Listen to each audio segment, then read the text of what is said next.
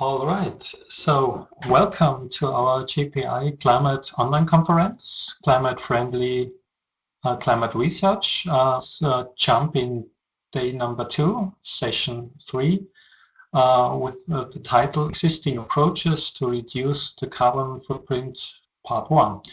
Well, we hope you guys outside had a good conference so far.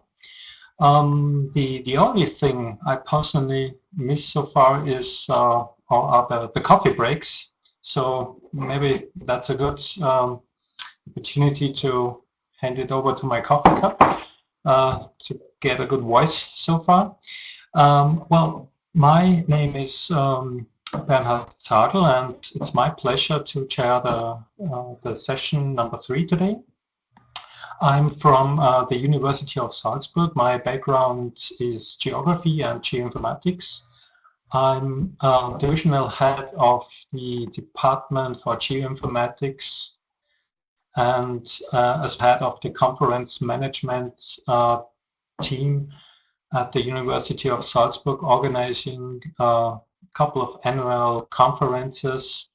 Well, I can point the URLs in a couple of minutes in our chat so far. Furthermore, I'm the Green Meeting supervisor of our university and member of our Green Campus Management team. This is the strategic board of the university sustainability initiative. Well, once again, it's my pleasure to chair the session today.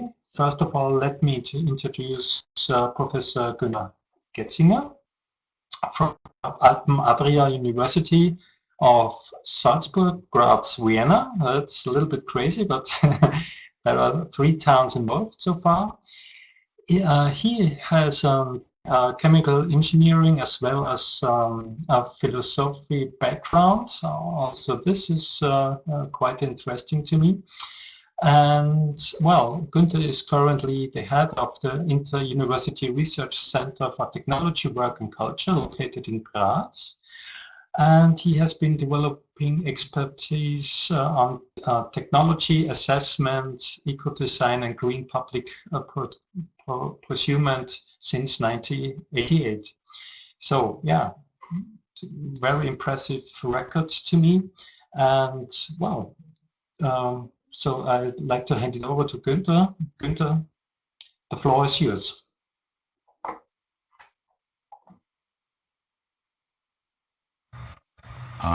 It's a great pleasure to give this presentation, which is not really mine. It's a cooperation between Bernhard and me. So Bernhard has, of course, got the right to interrupt me and to add remarks or his points of view. So it's a privilege for me to give this presentation of our research we have done the last weeks and months on reducing the carbon footprint of the research system, focusing very much on universities, non-university research institutions, and also those institutions and organizations which are funding research. So now I have to look where the pointer is. Yes, here it is. Hopefully, yeah, here it is. I hope you can see it. Yes. So reducing the carbon footprint of the research system is my issue. And let's have a first closer look on what we call research system. Of course, the backbone of the research system or let's say all over the world is up to now the universities and non-university research institutes. But when look carbon footprint, you have also to have a look on the personal, on the individual level. So you also have with, so to speak, with psychology. It's the individual researcher who also contributes and is responsible for the carbon footprint of an institution he or she works in. This is inframed or embedded into research funding, into research programs. As you know, the basic funding of university, of research institutions is going down, and the importance of funding programs is growing. Think of the framework programs of the European Union, or think of research programs on the national or regional level. And of course, what is at the end of the day important is the very research project within which people meet, talk to each other, travel, work on their computers, on their workplaces, whatever. So this is, so to speak, the axis we're talking about, starting with universities, those institutions, the researcher, programming and funding, and the research projects. We have found out that there are different approaches to this question, or to this challenge of bridging sustainability and research. Some look at or try to green their office, which has very much to do with the green procurement. You can imagine that the procuring the purchase of different devices is very important for the carbon footprint of a researcher. Or some have a more holistic approach, which means that they try to green their whole campus. We found out that mobility is a very, very crucial aspect, a very crucial issue in reducing the carbon footprint. Other ones have a closer look to one core aspect of projects, which is meetings, and found out that virtual communication is somehow one of the answers which are to be given. Well, this is now the point where I would like to introduce a poll which is to find out what are there any green campus activities in your research institution. So please tell us if you are aware of anything which is discussed or introduced in the direction of green campus or greening the institution, which is up to your knowledge.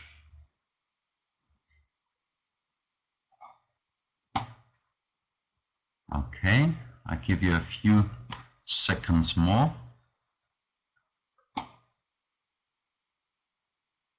Okay, well, I think most of you have already heard about activities in your institution, in your campus, in your university. And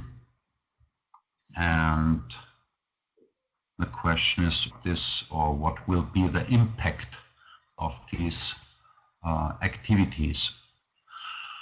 So let us have a closer look to what is climate-friendly research and what can be done to make research more climate-friendly. Of course, first of all, we're working in institutions, we're working in buildings, we're working on workplaces. And that means those infrastructures, this embeddedness into infrastructure is of utmost importance.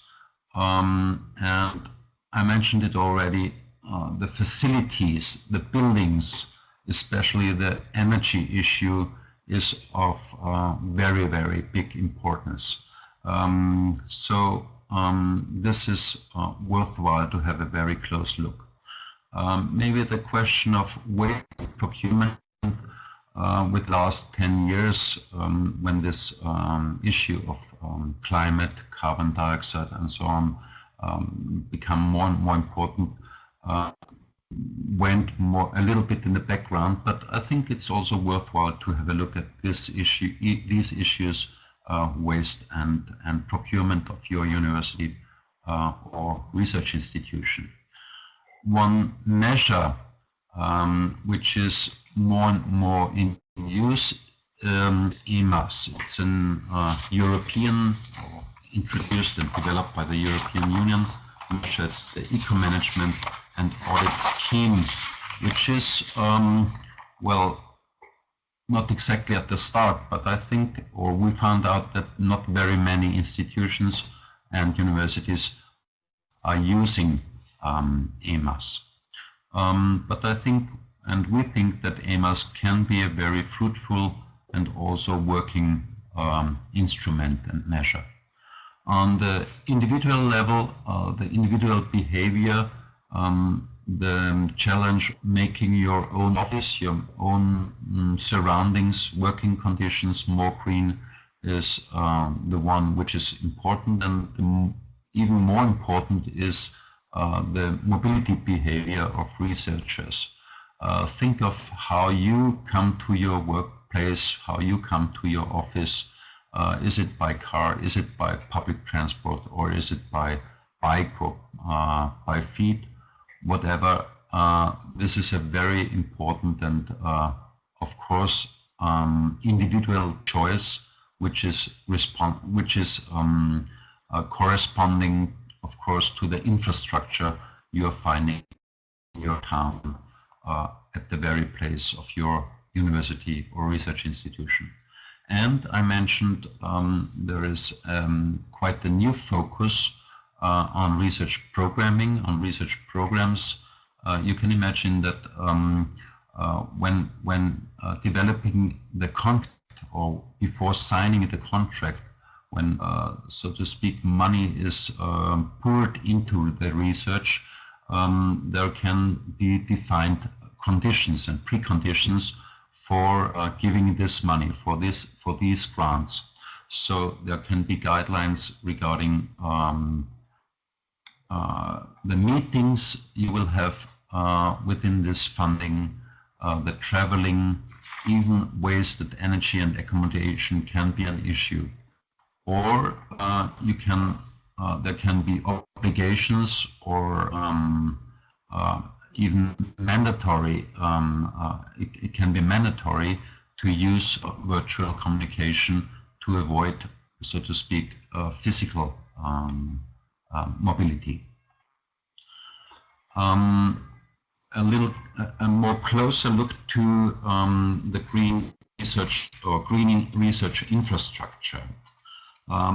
We found out in our research that many universities and research organizations have started already to implement measures to improve their environmental performance, but very, very few develop consistent policies.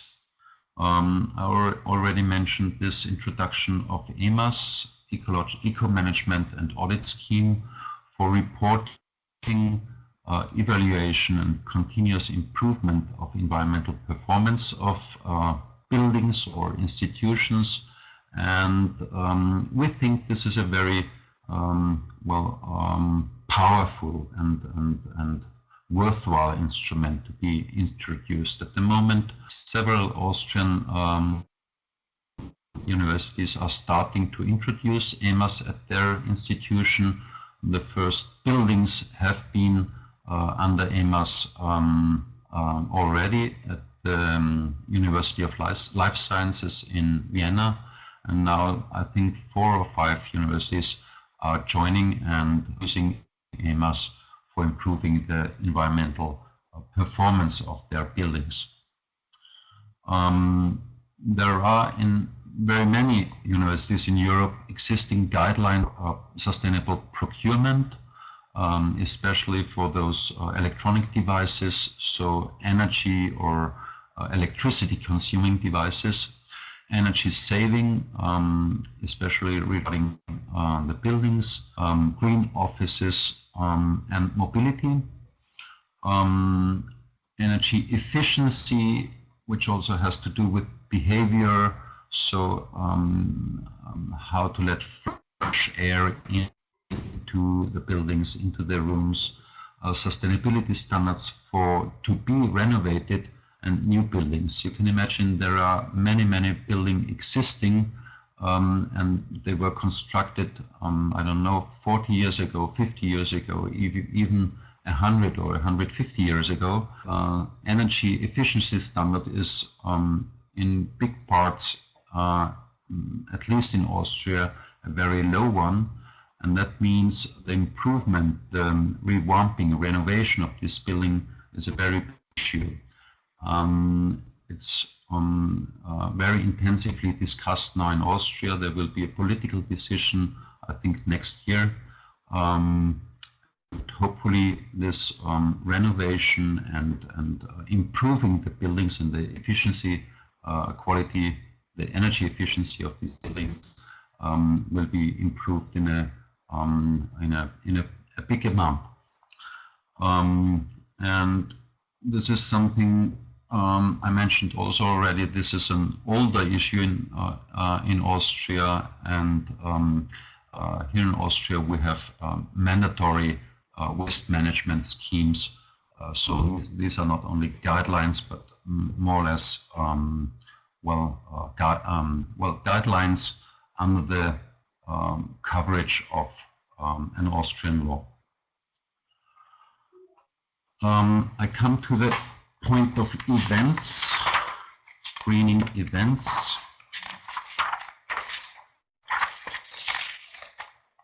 Oh yes, thank you, Bernhard, for this next poll. I would like to recommend to fill out this next poll. It's the question: who do you think is the most mighty person with the issue of green research? Who's got the power, so to speak? Who has got the longest stick to introduce green research in your country, in your surroundings?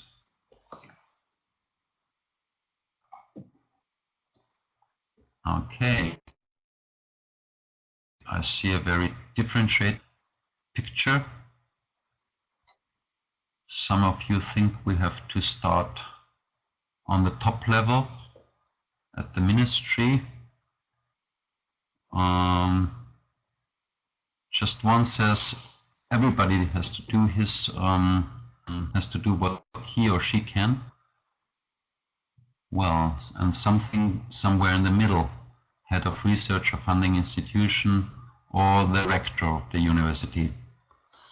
So, thank you very much for making this. In between, I just wanted to ask if anybody has got a question or a remark on what I said up to now. Are there any questions or remarks?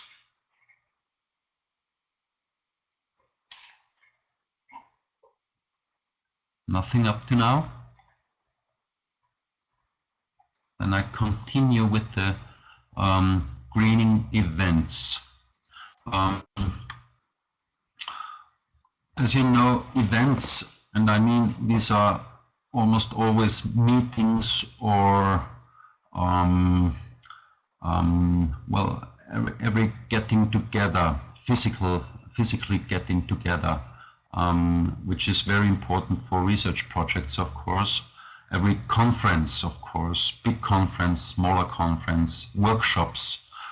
So this is a very fundamental part of research projects, and this is why we have a focus on the greening of events, what can be done to make events more green. I mentioned already that there are existing guidelines for green meetings in some institutions, at some universities, at some research institutions, but almost always there is no obligation to use them. There are existing travel guidelines, but fewer than with guidelines for green meetings.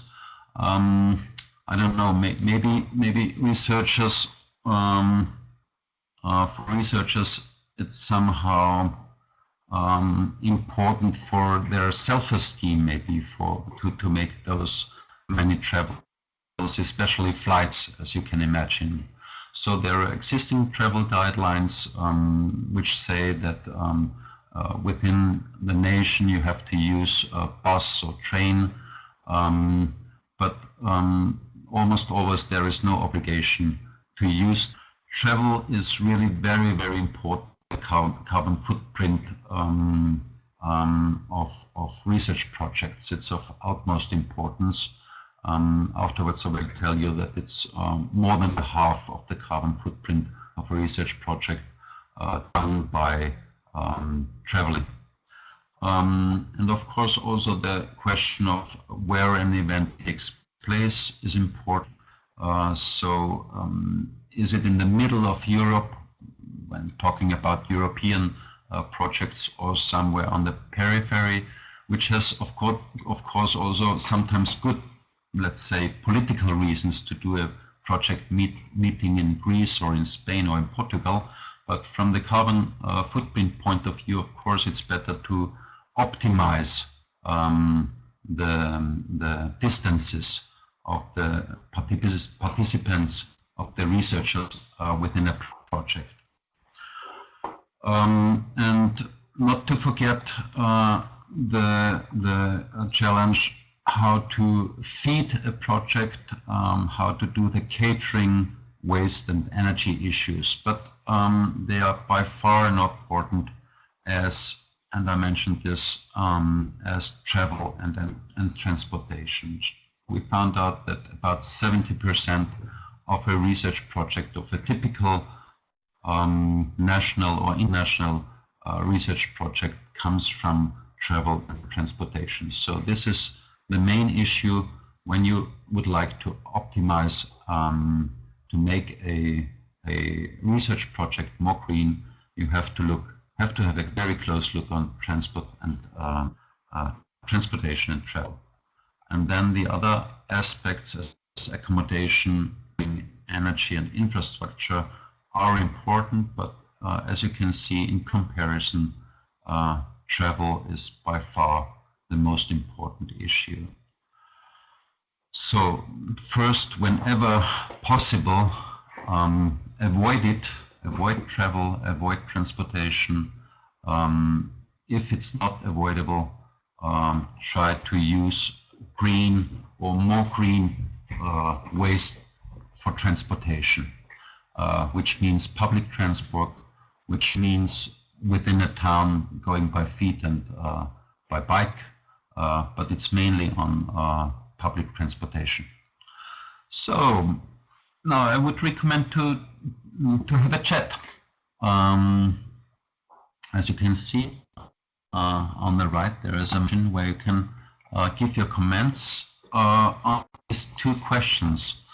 I would like to know, are there any green mobility activities in your organization to contribute to more cleaner, to more greener research, to carbon reducing, carbon emission reducing research, to a more climate friendly research? And the second question, is there any green office certification in your organization which contribute to climate friendly research? So the first question is green mobility activities in your organization, university or research institution, and is there any green office certification? So does this term or a similar term exist, like green office? I see some of you are clicking already. Just type in what you see in your institution regarding green mobility. If there is a guideline, if there is a discussion within the offices, or yeah, whatever regarding green mobility, enabling green mobility. I know examples from the University of Technology of Graz, They offer buying cheap bikes on a high technical standard, and so on. And green office, which has to do with devices, which has to do with lighting, and. Thank you very much for the contributions. They are flowing in. So Gunther, we also have a couple of questions come from Erica Thompson from LSE in the side here. Maybe we could go into those briefly while people are still typing in. Mm-hmm. Bernhard, could you help me on this with the questions? Let me check. I just see a comment from Erica that in the UK they have a governmental scheme to buy tax-free bicycles. This is very nice. This is very. So a little further back, we have so the first question would: do you think it would be a good idea for universities to set carbon budgets for research programs to go along with the financial budgets? Carbon budgets. Well, a precondition for this, of course, is to know exactly the carbon emissions, and I think this is not done already. We know, I think, a little bit too few about the exact emission of whatever activity within a research project. But if this is done, if we have a proper and well done accounting of carbon emissions, I would say this is an idea to have a quantified budget for a research project. And of course there is a difference between regional projects, national projects, and projects on an international level. And of course, a question is also who allocates the budget, but I think this could work. Yes, this could work. At least it would be worth it to start a project on this, to try it out, just to try it out, because I think that exact accounting is really needed. It's really needed. We have to do it. We have to know more about the carbon impact of whatever we do. This can be quite complicated, as you know. So think of a catering where you have tomatoes from Spain, where you have pumpkin soup from Styria in Austria, whatever. Just looking at catering, this can become quite complicated. But it's demanding, and it's a job which has to be done by researchers, yes.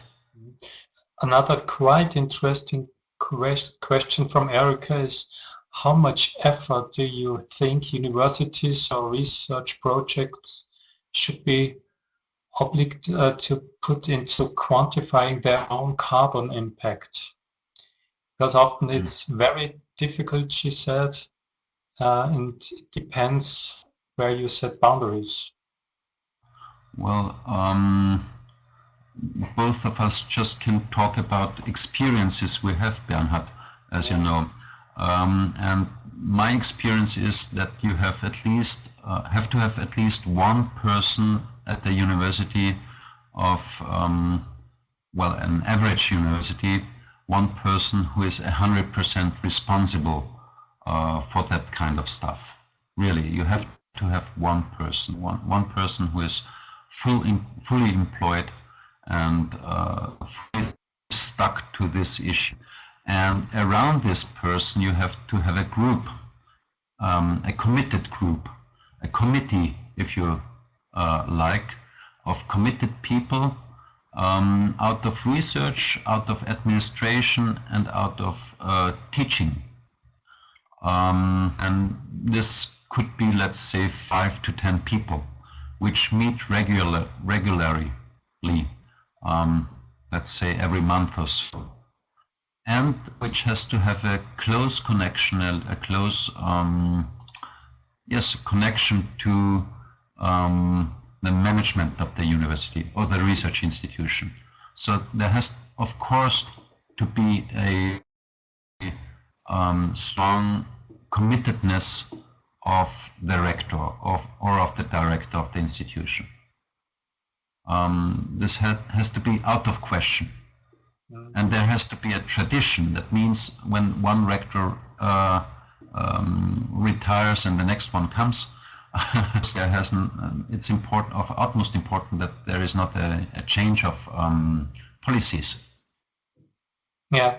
So there has to be a strong commitment of the hierarchy of an institution. Yeah. There are. Bernhard, is this also your point of view? What do you think? Yeah, definitely. I think you got the point. Just look at the chat. Many questions rising up concerning traveling. Yes. Traveling and traveling policies from different universities. Funny question or remark from Jakob, maybe all the way from the US, I don't know. Travel by train is often much more expensive than air travel. Yeah, maybe that's a point. Yeah, sometimes you have the same situation in Europe, but not always. Yeah, and my answer is universities, as you know, research institutions have got quite a big purchase power. And you have to organize this purchase power. You have to make arrangements with railway services. If you say, well, we will buy, let's say, 10,000 kilometers or 50,000 kilometers of rail for our researchers, then of course you get a much better price than as an individual traveler or researcher who wants to go from New York City to Philadelphia. It's a question of purchase power, and I think there is a big margin for bargaining, for discussion. And do not forget that universities are not just companies. They are very specific companies. They are prime customers, premium customers. Yeah. Maybe first-class customers. So I think railway services are quite interested to have these kind of customers, as airlines do. Of course, airlines also would like to have those researchers in their planes. All right. Well, in principle, you're right. Sometimes flying is cheaper than going by train, and that's not easy to be to be argued in front of declining budgets. Bettina Bostels up with a remark concerning discounts and discount tickets for public ground transportation, and I think it's also the local impact universities can handle with dealing with these kinds of issues. So it's not only always the long distance flights or travels. It's also the ground transportation, the local ground transportation in the cities for students and stuff as well. Well, Günther, what do you think? Should we move on with our? Yeah, I think so. You keep an eye on the questions in the chat, and for now I continue with my presentation. I'm almost done, but I think I have got 2 more slides. Yes, 2 more slides. Okay. Well, this is already a bit about something you will learn in depth tomorrow.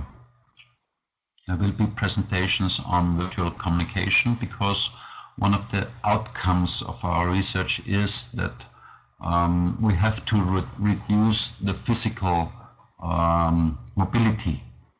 And I think this is the very moment that this is also more or less, or in parts, possible because of the development of technical means, because of the development of technology, which makes it possible not to substitute physical mobility 100%.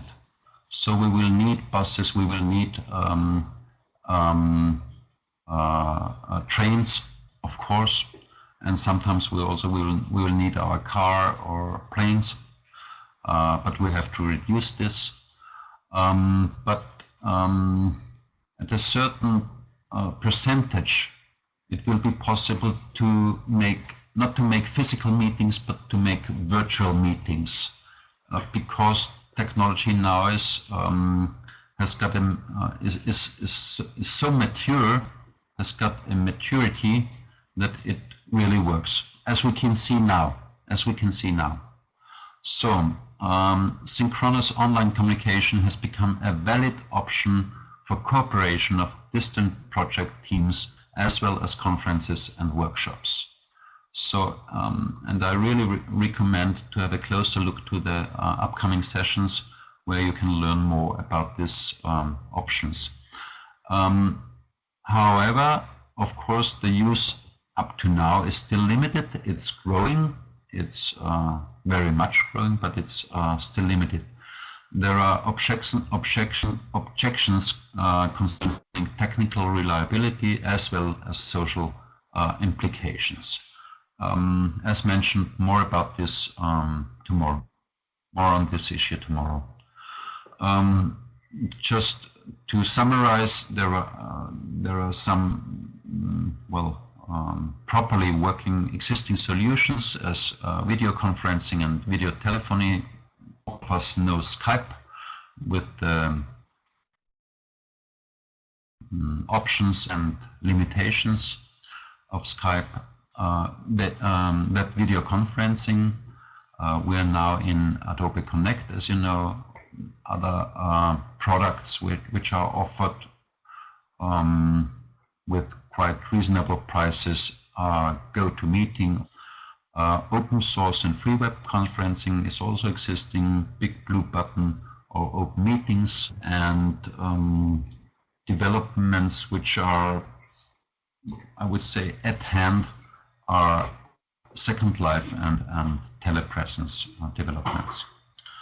Well, okay, I think this is all I would like to tell. Thank you very much for listening. I hope all worked well and you understood me well. I'm very much looking forward for comments and questions. Thank you very much. Thank you. Yeah, thank you, Günther, also from my side. I think it was a brilliant talk from your side. And yeah, well, if you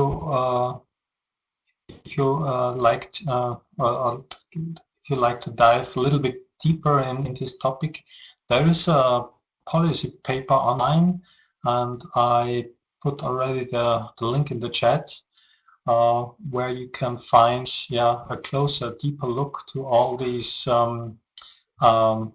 issues as Günther was talking about in the last couple of minutes.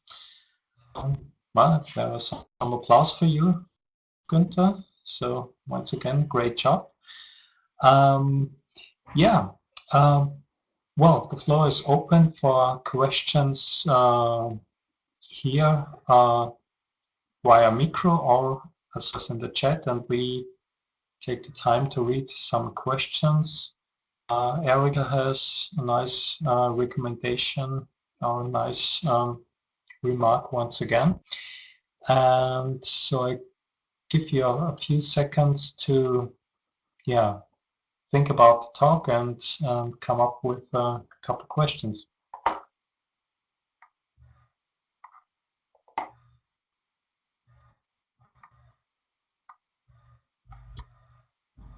So I have a question, Bernhard, if that's okay. Sure, I'm happy. So the question regards the EMAS certification, and concretely, so here at BOKU in Vienna, we were the first Austrian university to become EMAS certified. That's 7 years ago in 2006. We've been recertified every year since. But also, since 2006, our emissions have been steadily rising. Now, I appreciate that there's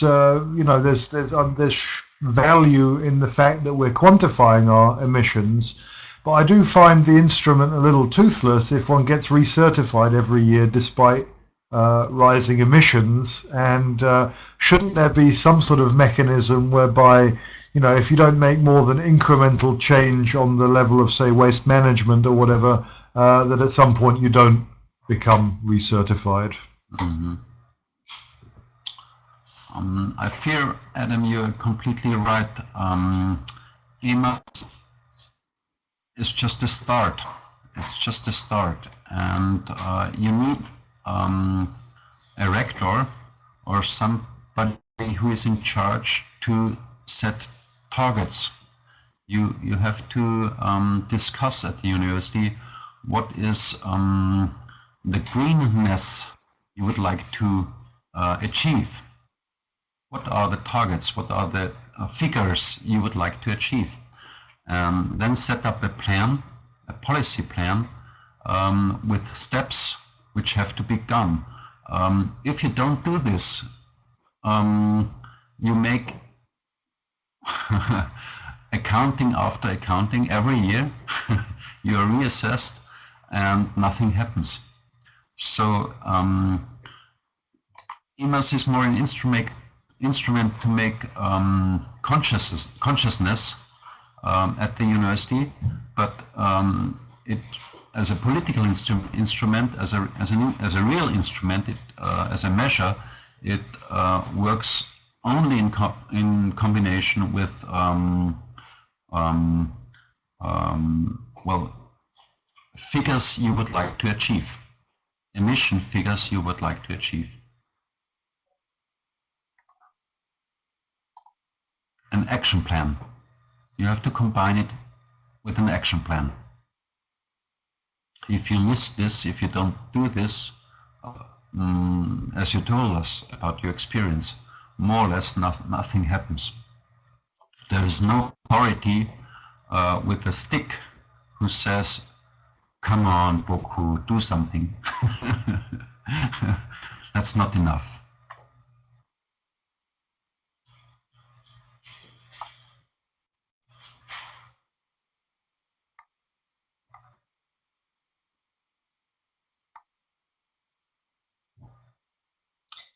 Erica comes up with another interesting remark about the objections concerning technical reliability. And she says she knows a lot of people, and I think every one of us knows a lot of people who use this argument, but never actually tried using technologies, like Adobe Connect or something like that.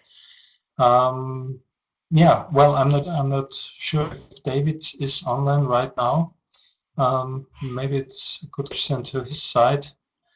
Well, talking about our project consortium, I think most of us had no experience with these kind of tools so far, but I think we pretty much get used to it, and and found it a really good tool set. Well, I remember we had one kickoff meeting and another meeting. Since then, this is our tool here, and we saved a lot of miles and of traveling, and I think it was pretty a good way to handle such a project. What do you think?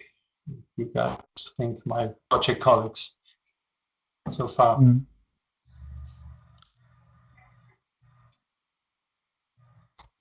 Yeah, I can only feel say more or less. Sorry. Oh, sorry, Adam. David, go on, please. Yeah, I'm really very glad how we managed to feel already more or less at home if we meet in the system, and yeah, I think it's fun, almost fun for everybody.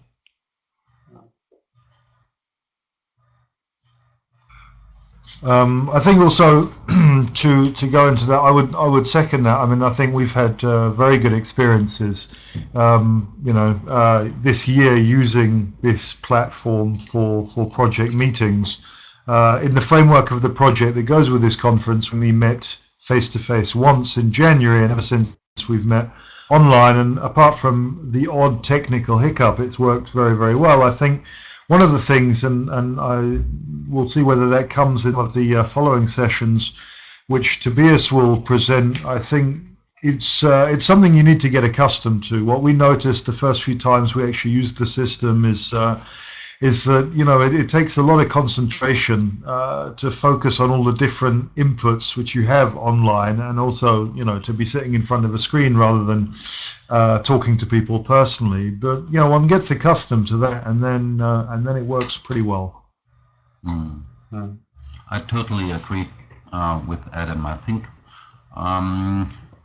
maybe one problem with that kind of meetings is, and it's the same with all softwares, don't use everything which is offered. These instruments are now 2013 so mighty, so strong, so sometimes a bit complicated, that it's really you're in danger to use too much. So concentrate on the most important features of these softwares, and it works properly, and you can use it relaxed, and it's great. I can't imagine not to use it.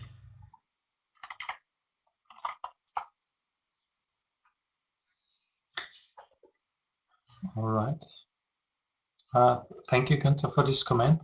Well, are there any further questions? So, as you know, there is tomorrow a full session provided by David Redler, the godfather of online conferencing. And I think he's happy, and we are happy to answer more questions and share experiences on online conferencing tomorrow morning. Oh, sorry, not morning, tomorrow afternoon. If I'm looking in the chat right now. So there's a question coming from Erica, which is I think interesting. And also to combine that maybe with Tobias's question. On the one hand, how much does it cost to be EMAS certified? And within EMAS, are there incentives that also foster events or this kind of communication? Well, the main costs are the very person who does the EMAS at the university. And as I mentioned, I think with all that sustainability stuff at universities, you need one very committed person, at least. I think this is really important, that there is a decision at the university that he or she, whoever it is the one responsible for the sustainability development or for the greening of the university. He should be surrounded by volunteers, experts from different fields. As far as I know, EMAS doesn't cost anything else, so you don't have to pay for a license or something like this. It's, so to speak, shareware, freeware.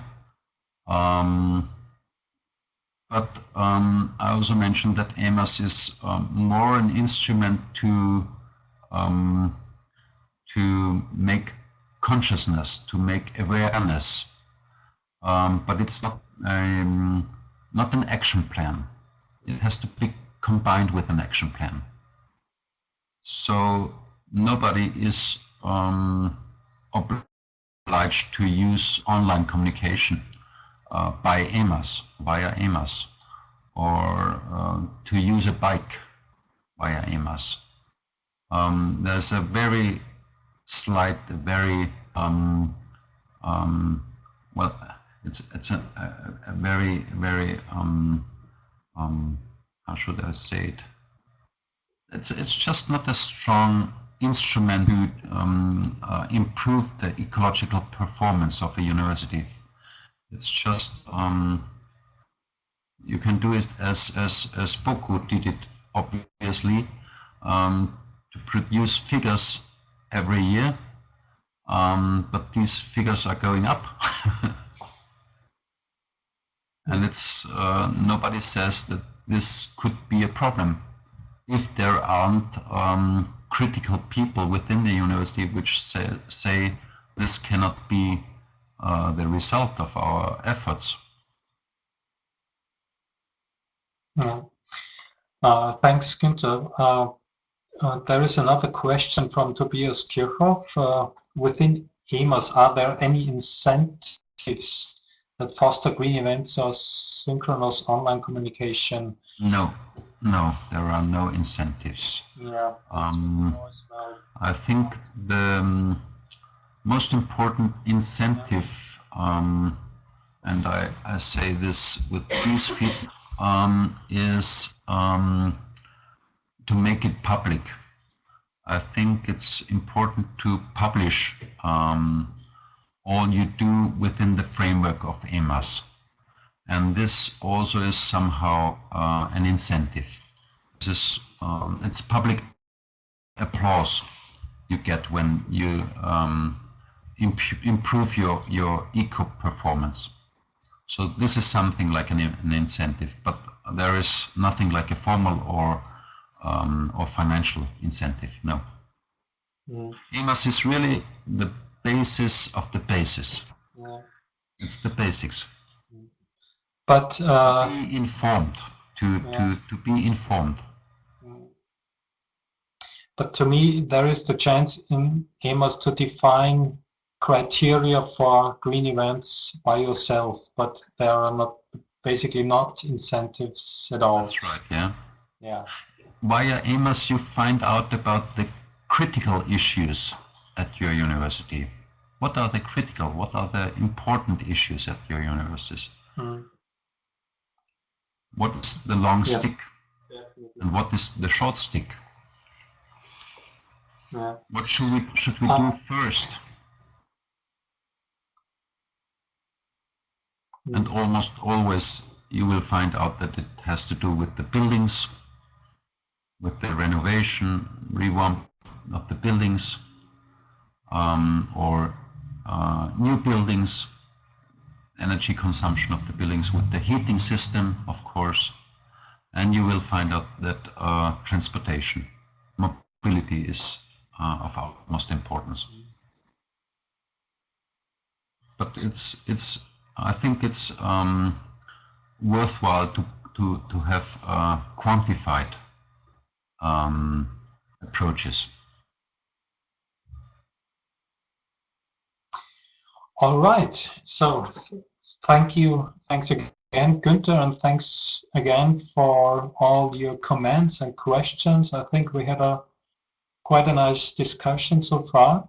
Looking at the time right now, we have a couple minutes to 5, and yeah, let me take the opportunity to say thank you for your presentation, Günther. Thank you for the technical support from David.